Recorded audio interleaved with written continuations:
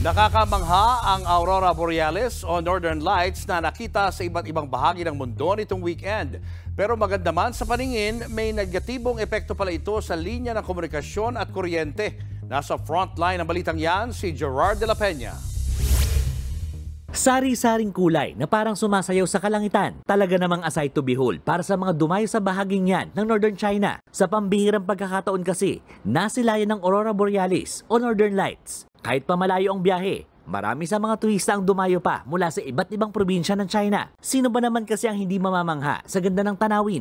Naispatan din ng Northern Lights sa iba't ibang bansa sa Northern Hemisphere. Gaya na lang sa Tennessee sa Amerika, kulay red, green at violet ang kalangitan doon. Nagpamangha rin ito hanggang Texas.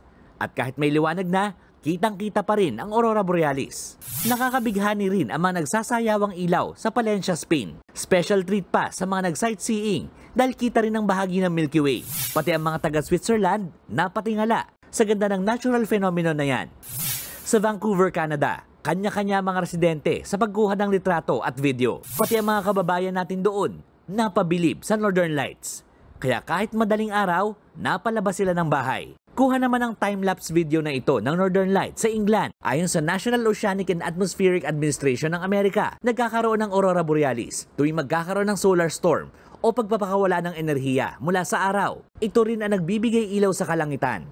Pero sa pagkakataong ito, extreme levels ng geomagnetic storm ang naranasan. Posible itong maging dahilan ng malawakang problema sa kuryente at pwesto ng mga spacecraft at satellites sa kalawakan. Nagbabalita mula sa frontline, Gerard de la Peña, News 5. Mga kapatid, Julius Babaw po. Iba na ang may alam at may pakialam sa panahon ngayon. Para sa frontline ng mga balita, mag-follow at mag-subscribe sa social media pages ng News 5.